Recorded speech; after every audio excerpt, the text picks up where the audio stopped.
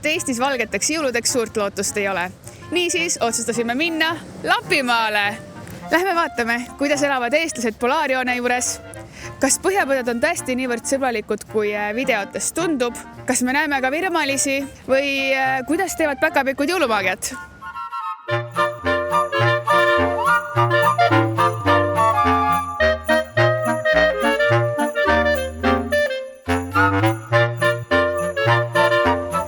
Oleme jõudnud laevaga Helsingisse, sest just siit või täpsemini Pasilast peame me minema öörongile. Kõigepealt tuleb meil auto sinna peale laadida ja seejärel ootab meid reis otsejoones Polaarjoone suunas. Auto on meil nüüd vaguni peale laetud, ise ootame perroonil number 6 ja siin poole tunni jooksul peaks tulema meie rong, mis sõidab 11 tundi ja 43 minutit, et jõuda Rovaniemisse.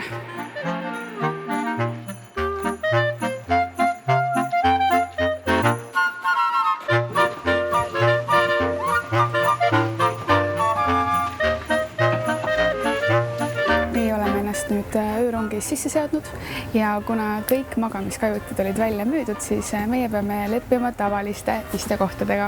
Õnneks oli võimalik võtta 2 istet kõrvuti, nii et saab ennast ikkagist pikali visata. Kokku kestab kogu see öörongi reis 11 tundi ja 43 minutit ja me jõuame kohale 7:30 hommikul.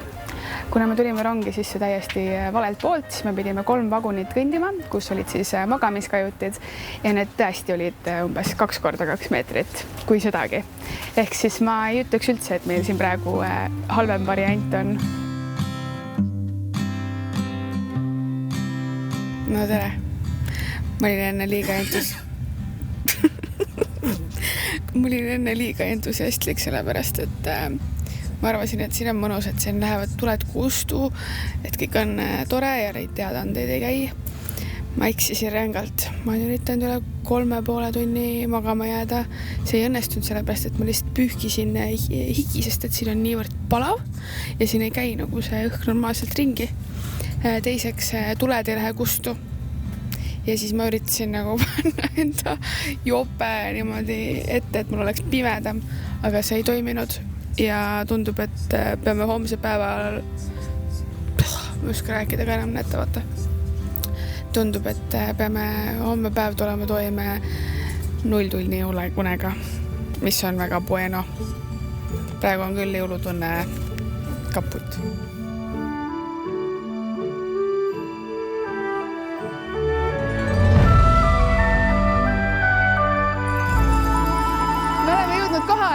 Rovaniemisse, kus on praegu -3 kraadi ja nagu näha, siis ka lumi on maas ja minu selja taga on ka üks lumevemm ehitatud.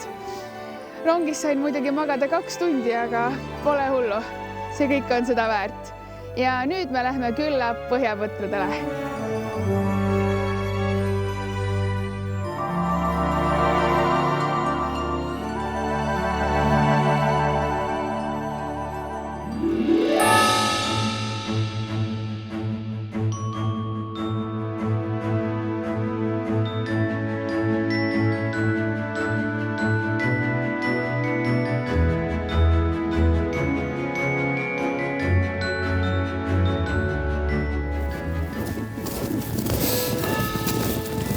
Minuga on siin eestlane Anne-Gret, kes korraldab Soomes või õigemini Lapimaal elamuspulmi.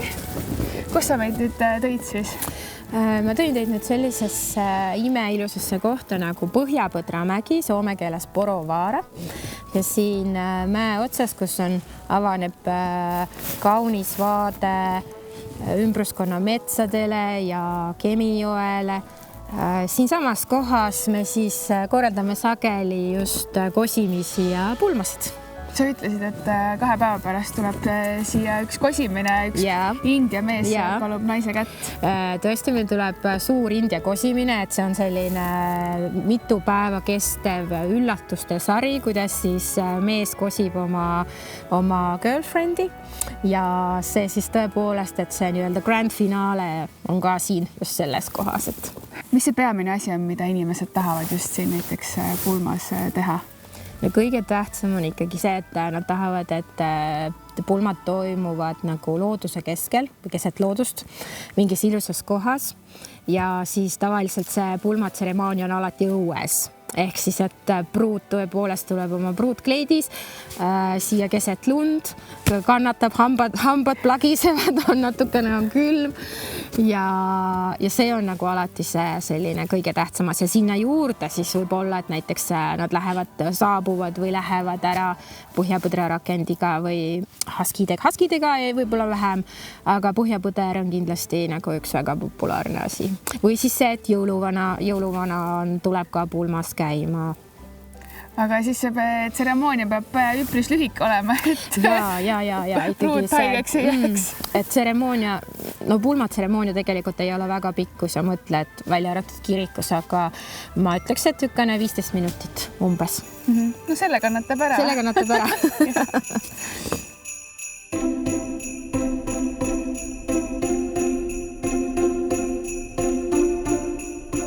Jõuluvana ei ela siin, aga see on tema selline salajane peidupaik, kuhu ta tuleb, kui ta väsib ära, et tuleb nii palju turiste teda vaatama, siis ta tuleb, vahepeal tuleb siia närve puhkama.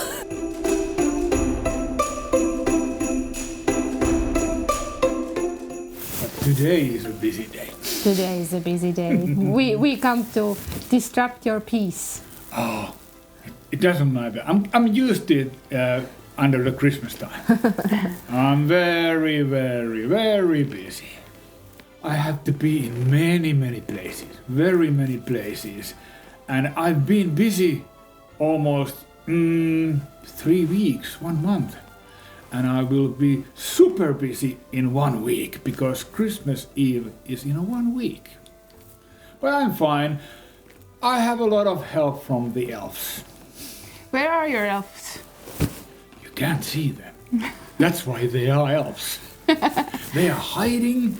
They are telling me stories. They are helping me. Sometimes they are also feeding me when I'm very, very, very hungry.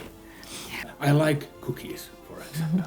And hot milk and chocolate. Okay, I'm not supposed to eat them, you know, but I do.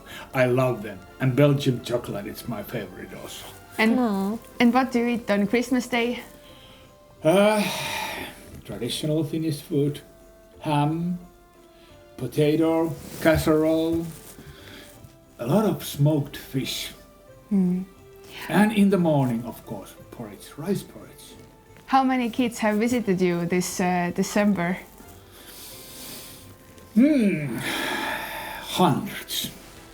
I might say plus 500.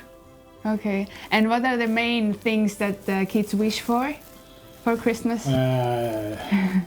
Many kids are wishing they are wishing nothing except like peace or something like that. They don't want any items, you know, like I don't know, are they really like that? But I believe that they are. But iPhone and iPad. That's what they want normally. And it's okay. So what to do when you have lost the Christmas spirit, or when in Estonia, for example, there's no snow and it's raining and just cold? What to do? It is very hard sometimes, but in here, of course, we have a lot of snow, but you have to find the Christmas spirit from the people, especially from the kids. You have to enjoy when they see you and they ask you and wish you something, and if I have a bad day, of course normally I don't have a bad day, but if I have a bad day, I talk with the small kids. They are very nice. They give me Christmas spirit. Very often adults don't really believe in Santa, but when they meet Santa here in person, they actually like, oh, this is real. Yes. I have had many clients who have this experience that they're like, oh my God, how Santa knew so much about me. What did you do? I'm like, Santa is magic.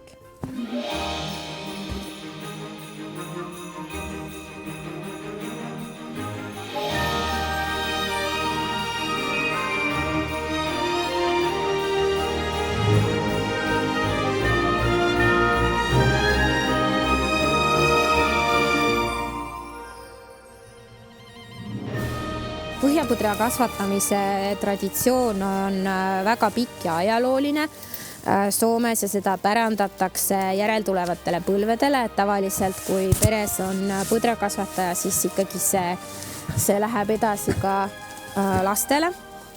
Põhjapõdrad, nende kohta öeldakse, et nad on poolmetsikud, semi-wild animals, mis tähendab seda, et põdrad elavad vabalt metsades, aga nad alati kuuluvad kellegile.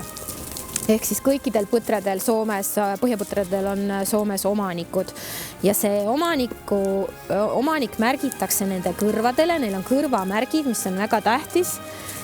Igal omanikul on oma kõrvamärk ja selle järgi siis omanikud juba kaugelt oskavad vaadata, et ahaa, see põder on selle inimese oma, see põder on selle oma. Tänapäeval on muidugi ka juba modernne märgistus, on näha, et tal on sellised punased plastiklapakud ka, aga see kõrvade märgistamine on nagu traditsiooniline viis märkida, mis põder on kelle oma.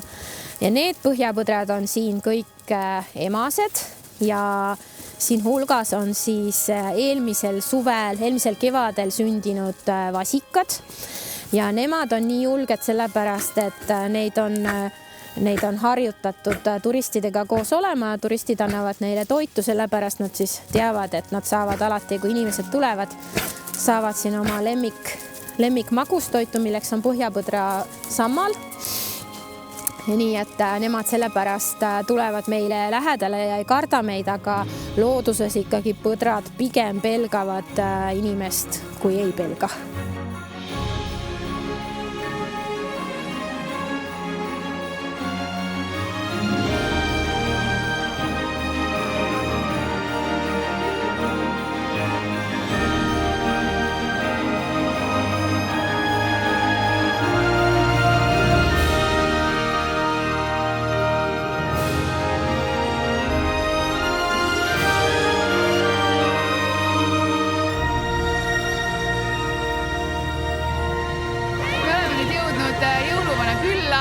Minu selja taga on jõuluvana peakontor ja nagu te näete, siis minu selja taga on ka väga pikk järjekord, ehk siis kõik need inimesed ootavad, et saaksid jõuluvana juurde minna. Oot, siin on täpselt nii suur lumemämm ehitatud. Päris lumest. Eestis vist ei ole kokku isegi kogu Eesti peale nii palju lund, kui siin lumememmel on.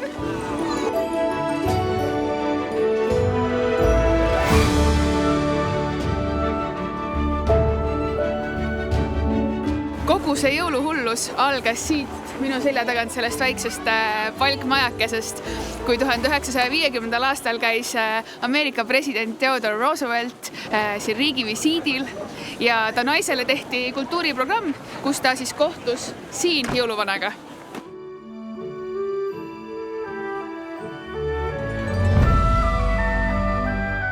Inimesed võivad siin jõuluvana külas oodata tunde, et nad saaksid jõuluvana näha. Ja siin minu selja taga on live-kaamera, mis näitab 24/7 seda, mis siin jõuluvana külas toimub. Ja nii naljakas on vaadata neid turiste, kes kõik lehvitavad, nagu näha seal ka. Inimesed praegu lehvitavad sinna kaamerasse ja siis nad saavad seda ise vaadata.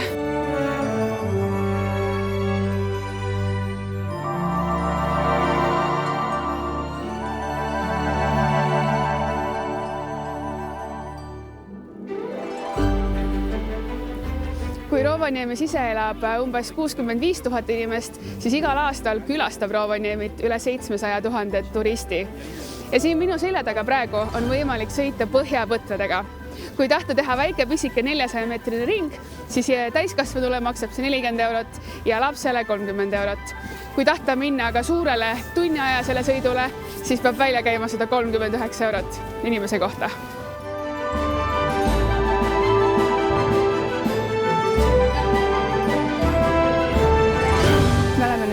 Jõuluvana postkontoris, kus saab saata ka sellise kohaliku postmargiga kirja Eestisse. Nii et otsustasime ise ka ühe kirjakese posti panna. Kusjuures jõuluperioodil saab jõuluvana keskmiselt 30 000 kirja päevas.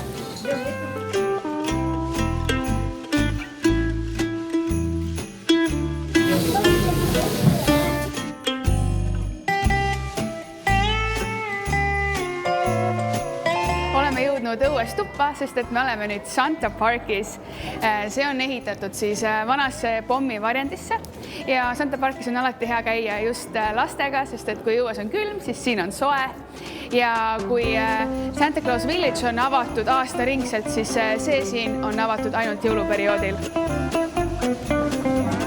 Kui jõuluvana külas me ületasime Polaarjoone, siis siin on võimalik seda teha, aga maa alt.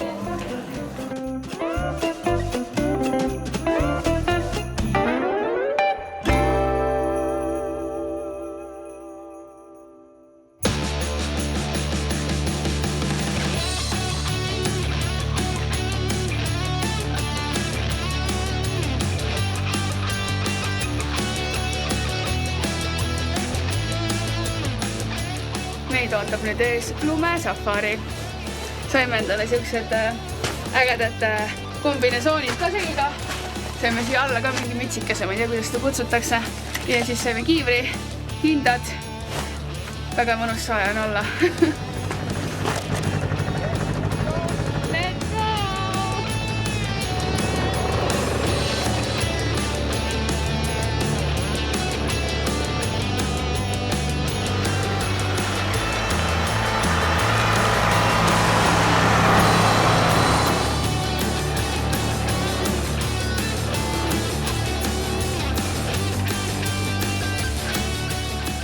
See jäi mulle külge.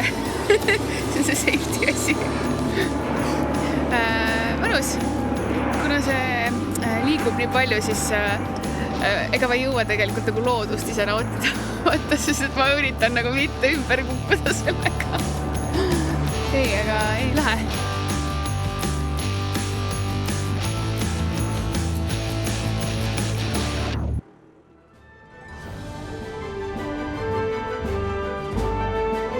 Meie 2-päevane reis Lapimaale hakkabki siin nüüd läbi saama. Võib öelda, et jõulutunde ma leidsin ja oli mega äge näha päris jõuluvana, päkapikke ja näha üldse, kuidas käib elu siin Polaarjoone juures. Hüvasti Lapimaa, näeme juba Tallinnas!